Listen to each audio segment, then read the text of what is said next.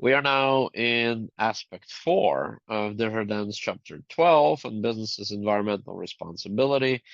We are in the midst of discussion of the 4 elements of the business solution to sustainability. In the previous aspect, we discussed eco-efficiency. In this aspect, we're going to discuss elements 2 and 3, and they are biomimicry and the products to services switch. So with regard to biomimicry, here the idea is to follow nature and that the waste or byproducts of one species or process is food for or energy for another species or process.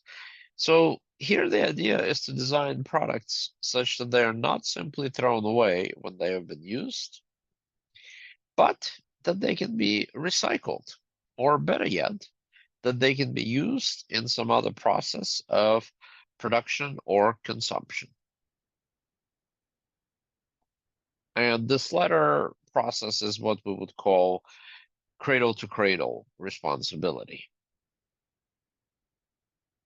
All right, now on to element number 3, which is switch from products to services model.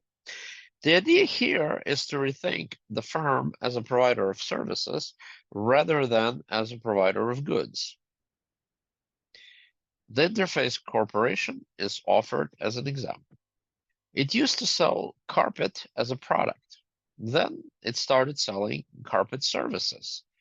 It would lay the carpet down in a purchase location, come clean and service the carpet, and take it away for recycling at the end.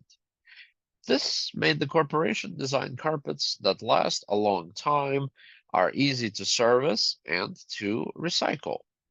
When the carpet was sold as a good, on the other hand, the owners frequently neglected to regularly service the carpet and recycle it, and the manufacturer was not concerned with the product as a long-lasting and easily recyclable and serviceable carpet.